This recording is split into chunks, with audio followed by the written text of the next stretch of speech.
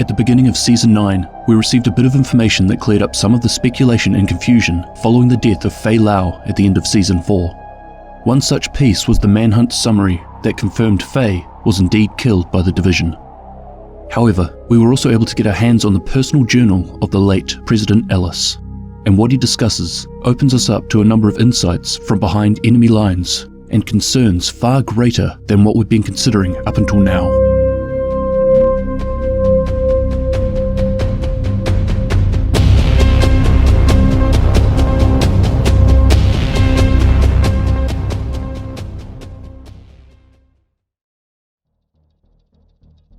As a reference point, I'm going to read through the information we gathered, called Ellis's Memoirs.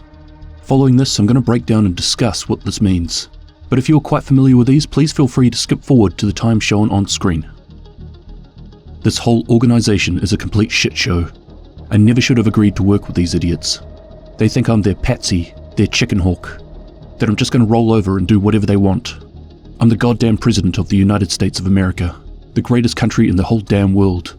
And some rich bitch obsessed with proving her dead daddy wrong is not going to take me down. That woman is trying to build an empire on the ashes. Good luck with that. She told me there's only two things standing in her way, her brother and the button, whatever that means. Well, Andrew, congratulations. You're a fucking genius. You became the leader of the free world just in time to install a global elite militia as warden, and you have no one to blame but yourself. The government was not perfect, but it wasn't a fascist nightmare. And now, thanks to your stupid fucking deal with the literal she-devil, you've got two options. Do what she says, push the button and blow up the world, or for once, grow a fucking pair and stand up to the people trying to control you. They can't activate the protocol without your permission. There are fail-safes against it. If you make one good decision in your whole fucking miserable life, make this one. And now I'm journaling in third person. This is not a good sign. Andrew, get your shit together. Stop acting so fucking crazy. Do not allow Natalia Sokolova to bully you into pushing the button. Do what you do best, Andrew. Lie. Pretend that you'll do it. Tell her that you'll do it. Play the harbinger of death so that you can fuck her over and be the hero. I can do this. I can beat her at her own game. And when people find out what I've gone through, when they read my memoirs in 20 years, they will know the real hero of the story. The person who saved them from the brink of annihilation in the face of danger was President Andrew Ellis. I will be the hero of this story. Mark my words, I will get this country back on track and out of this godforsaken pandemic. As long as I'm alive, America will be safe from Natalia Sokolova and that snake, McManus. Firstly, these memoirs tell us that Ellis was growing disillusioned with Natalia and the Black Tusk from quite early on. He understood the key role he would play to help further their plans, but ultimately was unwilling to do what they wanted. However, for the time being, he would continue to play along, pretending to be another loyal and easily manipulated pawn, until his moment to shine finally came along. Then he would take his stance, refuse to cooperate, and ultimately put a stop to their plans, despite what could happen to him. In his own words, President Andrew Ellis would become the hero of this event in the history of the United States of America. And then bloody Faye comes along and guns him down. It's a nice story, but I by no means think Ellis was strong enough to withstand what Natalia and the Black Tusk could have done to him and the lengths they would have gone to in order to get what they wanted from him. It's clear that even in the end, he's still somewhat painted himself in a slightly better light for the history books, or so I guess. Yet realistically, and however he will be remembered in the future, what Faye did, still without question, needed to be done. However, what did he mean in regards to Natalia proving her dead daddy wrong? And what does "there's only two things standing in her way, her brother and the button," really mean? I'll get to the button soon, but first let's speculate about this potential family situation. As a recap, Russian businessman Alexei Sokolov was the founder and CEO of the hugely successful international military equipment manufacturer Sokolov Concern. Alexei had a daughter from a previous relationship that had earlier separated for unknown reasons. He later married an American woman, and eventually they had his first and only son, Felix. As a family, they decided to relocate to his wife's country of birth, the United States, but left behind his daughter to keep the family business ticking along. Her name was Natalia Sokolova. Alexei was very hard on Felix, as he had high hopes and numerous expectations that he was constantly forcing upon his son. After he graduated from school, Felix was told by his father that he must enlist with the Navy. There, while on deployment, his father died under suspicious circumstances, and after a lengthy court battle, Felix's mother was eventually convicted of Alexei's murder. When Felix's tour was over, he began studying medicine at Johns Hopkins University, and this is when Natalia reached out to him. She immediately took over funding for his studies and attempted to reunite with the brother that she barely knew. Also during Felix's time at university, he was approached and recruited by the Strategic Homeland Division. However, not long after, following this, he would also be recruited by the Black Tusk, a new private military company founded by his sister. There, Felix would be placed under Faye Lau's care, preparing for a future operation. You asking the other candidates this much about their families? Only when it's relevant. So what else do you want to know? How close are you with your sister? Not as close as I'd like. It's hard. She grew up in Russia. I didn't really get to know her until after our father died. That was what, 6 or 7 years ago? 6? What does it matter? Nothing.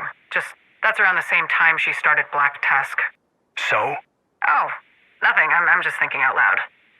It's interesting that your father dies, she reconnects or connects with you. She inherits the company and builds this PMC. It just seems like...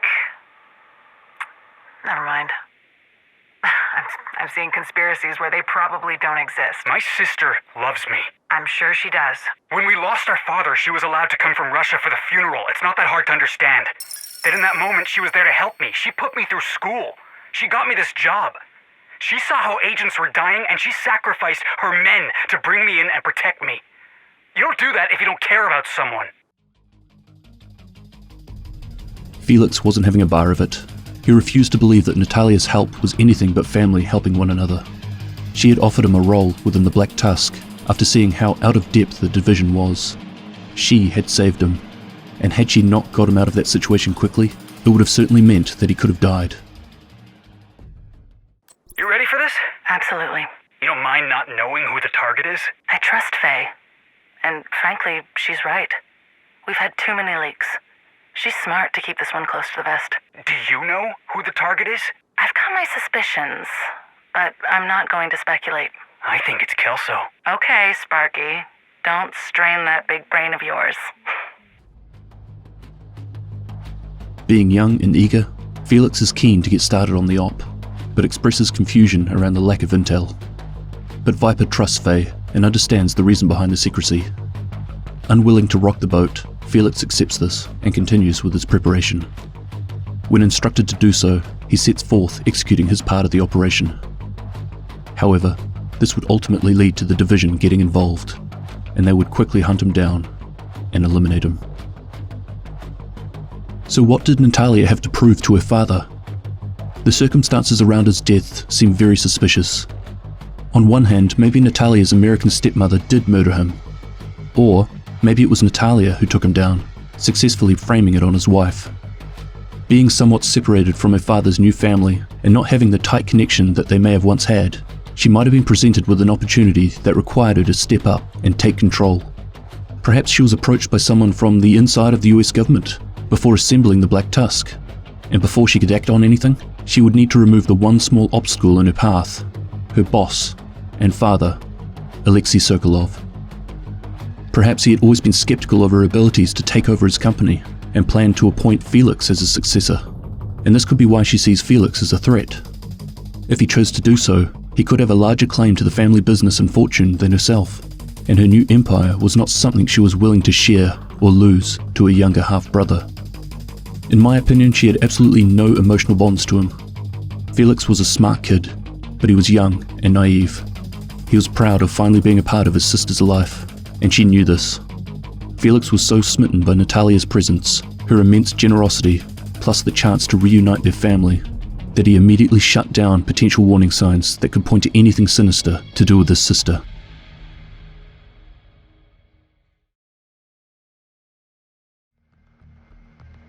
The other interesting pieces that have come from Ellis's memoirs was an individual called McManus and something named The Button. In regards to McManus, we find out more about this individual in another piece of intel that we collect later on. I'll be covering this more in another video, but what I will say for now is that we've been speculating for a long time over who this group with ties to the US government is.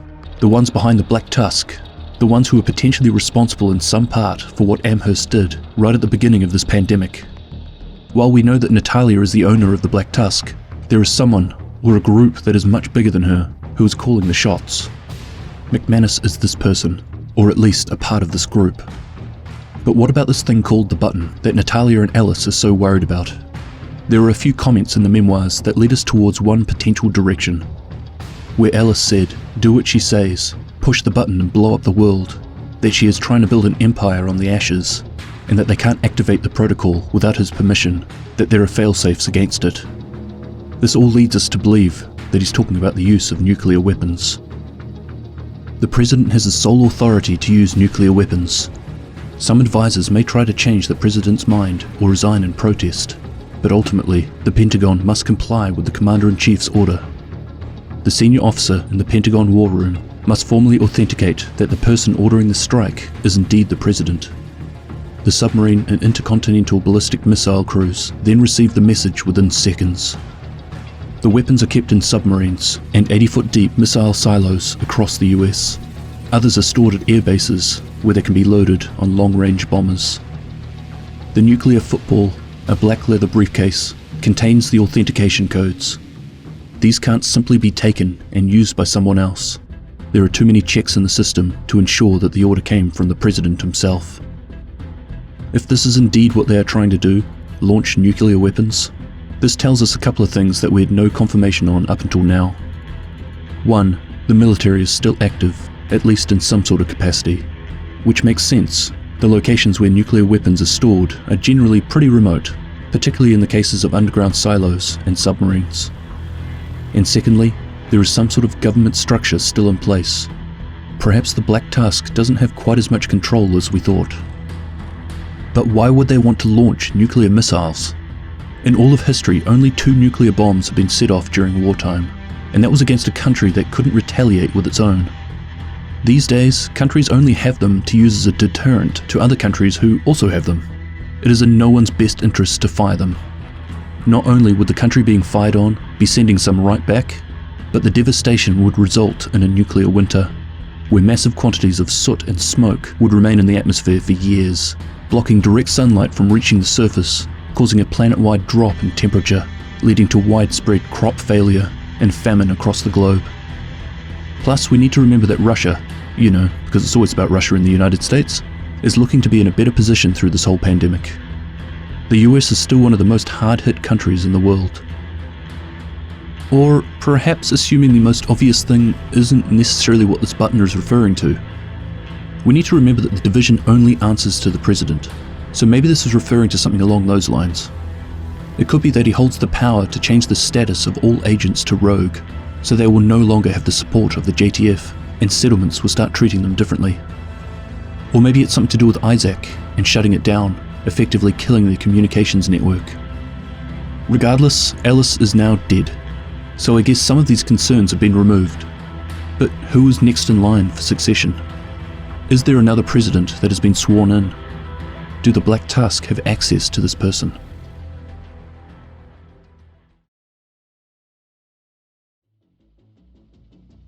I feel like this video has been a bit of a mishmash of random information, speculation, and a bit of a story recap based on the new intel that has come our way. The hardest part for me with these is to stay on track, as there are so many different angles you could speculate on further. These are the sort of videos that I often don't end up releasing, because they're more of an ever so slightly controlled brain explosion with no clear answer that often leads to more questions. But a lot of you have told me you like these, so here it is. Thank you for watching and running through the journey with me. With the other Faye Lau comms that I still haven't talked about, you're likely to see a few more of these going forward. Cheers!